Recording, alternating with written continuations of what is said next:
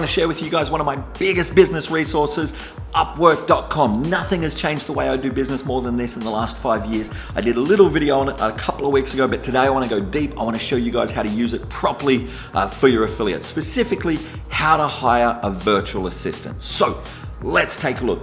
All right, first you're gonna sign up for a free account, click on I wanna hire a freelancer, fill in the details and log in. Now for this example today, I'm gonna show you guys how to find and hire a virtual assistant. This is someone that can help you with all the little admin annoying stuff like emails, data entry, putting the workouts in on your website, all of that little stuff that takes up time. So here's how we're gonna do it.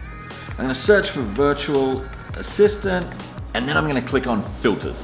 Now, it's the filters that are gonna make this easier. It's gonna make sure that you get the right person. Knowing how to use the filters is everything. Here's how we do it. Now with these filters, we can be quite picky because as you can see here, we've got 133,813 people to choose from. So I'm not too worried about the earned amount, but job success, I definitely want 90% and up. That's still gonna leave us with 13,734 people. That's plenty. Hourly rate for a virtual assistant is gonna be $10 and below. For them to be more than $10 as a virtual assistant, they wanna be damn good. Most of them, you're gonna pay between kind of $3, $5, $7, around that range each, depending on what you're asking them to do. Hours billed, this is a really important one, especially if you're using Upwork for the first time. I wanna go either 100 or 1,000 hours because that means that they know how to use the platform really well.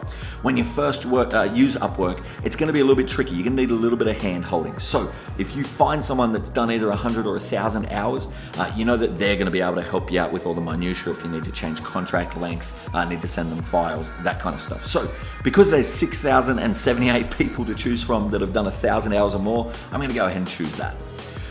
Category, I'm not too fussed about that right now. English level, this one's really important. Almost every mistake I've ever seen on Upwork has come down to a breakdown in communication. So we can get around that by choosing fluent. Make sure that we have someone that speaks a high level of English. Freelancer type, you can choose between any independent and agency.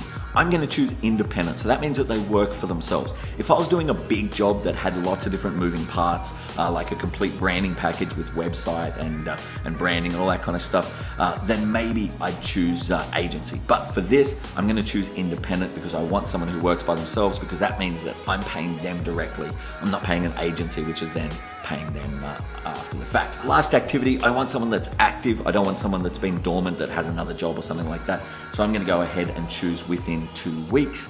Location. Now, for some jobs on here, I don't really care what their location is. If I was choosing a graphic designer, it wouldn't matter. But my personal experience is VAs, virtual assistants from the Philippines have been the best. It's also a big industry over there. They know what they're doing. They do an incredibly good job. So you can put in whatever you like. If you've got language specific stuff, if say you're in Europe or South America or somewhere where you need a specific language, you might want to choose that. But for most of us, for Australia, for America, for England, I'd highly recommend going with the Philippines. Next field is tests. Now, for virtual assistants, there's not really any tests that I care about. There is a virtual assistant test in there, but it's not great. But if I was doing something like coding or hiring someone where I feel like a test would work, I can put a test in there and there's a bunch of internal tests, like there's CSS for coding, there's graphic design tests, that kind of stuff. But for virtual assistant, I'm gonna leave that one blank. I'm also gonna leave other languages blank because there's no other languages I need. If you live somewhere that's fairly bilingual, then you can put another language in there and that'll bring it down a lot as well. All right, now that we've got the filters right, that's given us 2,488 people to choose from. That is huge. And with those filters, you could almost hire any of those. So let's go ahead and close it and take a look at a few people. Now these are all ordered in no particular order. So I'm just gonna open up the top 3 and we'll take a look at what to look for, what we like, what we don't like. So let's take a look at Lorena. First thing I'm going to do is I'm going to look at all of these little categories that she's a part of. I want to make sure that those categories match up with what I want. So as an affiliate, virtual assistant, definitely. Email handling, definitely. Internet research, definitely. Data entry, definitely. Data mining, not so much. Transcription can come in very handy if you're doing video content, which you should be. I use a transcriber to do all of the subtitles for these videos, so transcribing can definitely come in handy. Email tech support, not so much. Creative writing definitely can come in handy for your website copy, for Facebook ads, And definitely if you want to do blogs and that kind of stuff. So far so good for Lorena.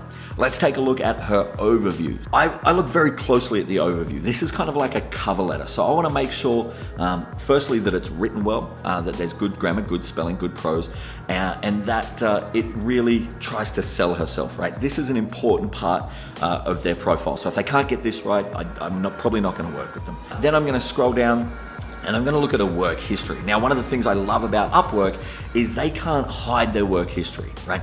Every job they've ever done is going to come up there. All of the reviews are going to come up there, both the good and the bad. So I can look and I can see, okay, what's a job similar to what we're going to do, and how did they do with that? How many hours did they do? That kind of stuff. Now, most of these jobs are VA jobs. It looks like she's done a great job. She's got 5 stars for most of them, really good feedback, data entry, spreadsheets, that kind of stuff. So it looks like she's a pretty good VA. If I go up the top here, I can also check out the jobs in progress. So these are the jobs that she's got going on now. This also gives me a good idea of how busy she is. So if I have a look down here, 228 hours as a VA for an Amazon book-based music education business. Now that is a good sign. She's currently hired as a VA, and 228 hours, you don't keep someone around for 228 hours if they're not doing a good job. So that immediately makes me think that Lorena might be a good VA. Now, if we scroll down underneath the reviews, we've got the portfolio section. Now, for virtual assistants, I'm not too worried about the portfolio section. It's mainly a visual thing. It's mainly for web designers, graphic designers, video editors, that kind of stuff. So I'm not going to worry about this here. And then underneath that, we've got tests. Now, again, I'm not too buzzed about tests. I'd rather look at their reviews. That's more real world stuff. It's cool that Lorena here has a first place result in the English spelling test. That's cool. But again, I don't put too much weight on them here. I'm also going to check the employment history and education. You can see here, Lorena has a bachelor's in engineering. That's super common. Well, I want to be really clear. A lot of people think that just because we're paying them $5 or $7 or $10 an hour, that they're going to be dumb, that they're going to be, low-end workers. Not at all, right? The global economics comes into play here, and a lot of these people, the majority of these people, have bachelor's degrees, quite often in high-level things like engineering and science. So don't think that just because they're cheap, they're dumb. A lot of these people are very intelligent, very professional, and very, very good at what they do. So last thing I want to look at is I'm going to go back up to the top here and go to the right-hand column. So a few things I'm looking at. First is the job success. I already knew it was going to be over 90% because that was the filter I put in. 98%, that's pretty good. Then the work history. How many hours have they done? So 14,260 hours worked on 113 jobs. That tells me that Lorena's pretty good. That tells me that people are keeping her around for a fair while, and you don't do that if they're not good. So that's a good sign. Availability, I don't check that often because most of them put a high availability, 30 hours, 40 hours. That's more something that you talk about once you submit a job offer with them to see how much they're available. Now I'm gonna do the same thing with a bunch of other profiles. I usually only look at kind of 5 to 10. I don't wanna go too deep down the rabbit hole. Once I'm happy with the person, I'm gonna choose, and today I'm gonna choose Lorena. Then we're gonna go up here to hire now. So this is skipping the invitation phase. This is skipping the posting the job and all that kind of stuff. I'm going straight to hire now. So if you've already got an open job post that's out there, you can choose that, or you can create a new job post, which is what we're gonna do today. I'm gonna select the job category, which in this case is going to be admin support, the subcategory of personal virtual assistant, and I'm gonna start them with hourly. You can do fixed price, but I like to always start someone with hourly. Once you trust them and once you've seen that they're a good worker, you can move to fixed price if you feel like it's right. But for most jobs, hourly works pretty good. So we're gonna choose hourly, we're gonna click continue, and then I'm gonna put in the job title. So for this one, I'm gonna put in personal virtual assistant for a gym. Next, I'm gonna choose the hourly rate. Now it's asking $7 an hour. That's the asking rate that Lorena's put down, but you can edit that. Now, having a look at the other jobs that she's done a lot of VA jobs for $5 an hour, even $6 an hour. So I can go down to $5 and she'd probably accept it. It comes down to whether you want to be cheap or whether you want them to work really hard. It's up to you. You can pay them $5 an hour. My personal approach is I'd like to pay them what they want, and then you go to the top of the queue. Remember, they're working with a lot of people, and obviously if you're paying them $5 and everyone's paying them $7 an hour, you're probably going to go to the top of the queue. So I'm going to leave that for now at $7 an hour. Next is the weekly limit. To start with, I'm always going to start them at $10 an hour. Now for a CrossFit box, the most you're ever really going to use these people is probably only going to be about 20 hours a week at the most.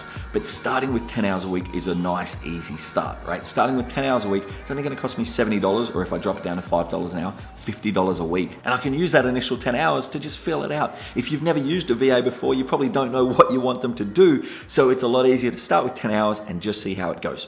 Under advanced options, I can choose a start date. If you don't choose that, the start date will be immediately. I can also choose an additional weekly payment. So this is like a retainer where you can say it'll be $50 a week plus the hourly. This is pretty rare. I've never used this before. I don't think I know anyone who has, but under certain circumstances, you could put a retainer in there as well. But we're not going to use any of those advanced options for today. Last bit is the work description, right? So what is the job that you're going to get them to do? Now, if you've never used a VA before, then you're probably not going to have anything to put in here. You don't know what they can do. You don't know what you need them to do. So we're going to put in a description like this. So I've put the job description as basic administration assistance for a gym, data entry, email management, internet research, and then this is really important. I've put a note below that says, this is my first time using a VA. I'd love to hear how you can help our business. This means that we're both on the same page. She knows that I'm not going to come in here, that I'm some expert businessman that's done this before, and you can start off the contract with a Skype call where you can have a chat and say, hey, I've never done this before. Would you mind if I tell you about my week and what I do and the stuff I'd like to get rid of? And then you can tell me what you can help with. Because remember, they're the expert at this. They know what they can do. They know what they can do well. So instead of trying to pretend I know what I'm talking about, it's a lot easier if I just say, this is my first time. Maybe you can let me know how we can help. So then I can attach a file if I need to. And once I'm done, I can say, yes, I understand the agreement, and then hit hire to hire Lorena. Now, I'm not going to do that because I've already got a VA, but from there, the job offer will go to Lorena. If she's happy with everything, which 9 times out of 10 they are, she'll come back that she's accepted it, and then you're good to go. Now, once you've hired your VA, all of your communication will go on through the Messages tab inside Upwork.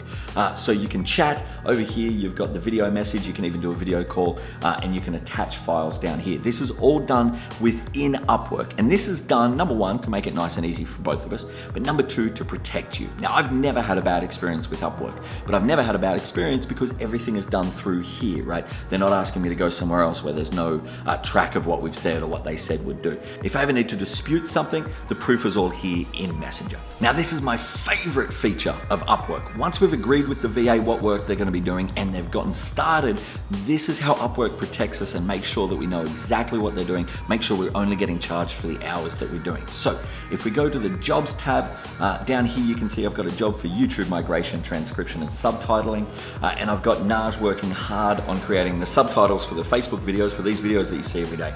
If I go over to the right here and click on the options, I can go down to view work diary. Now this is the best part of Upwork. What this does is when the contractor presses go and says that they're working, in the background, Upwork is going to be taking screenshots and tracking the keyboard and mouse activity. So you can see exactly what they're working on and you can see how hard they're working. If I scroll over this screenshot, I can see that Naj was working hard at 4:06 a.m. yesterday, subtitling our video from yesterday, the website Wisdom with Cody. I can also see that her keyboard and mouse activity was 8 out of 10, which tells me that she's working very, very hard. What this work diary does is it protects you. If you see something on there that you don't like, if they're meant to be editing videos and you see they're on Facebook, or if you can see that they're where they're meant to be, but the keyboard and mouse activity is right down at 0 for 2 hours, then you can dispute it and you don't have to pay for that time. This is how Upwork protects you and your money. So that's how Upwork works. It's incredibly powerful. It's a huge force multiplier and it's really simple to use. Now you know how. So get outside your comfort zone, go hire a VA, play around with them for a little bit, and then when you get comfortable and if you need, you can do a graphic designer and a web designer and a copy editor and all that other stuff, and you can grow your business without actually having to hire people, without actually having to pay locals a whole bunch of money. Let me know, are you going to use Upwork? What are you going to use it for? If you're already using Upwork or a similar service, drop a comment below and let me know what you're using it for. Give it a go, get outside your comfort zone, have fun, see you tomorrow.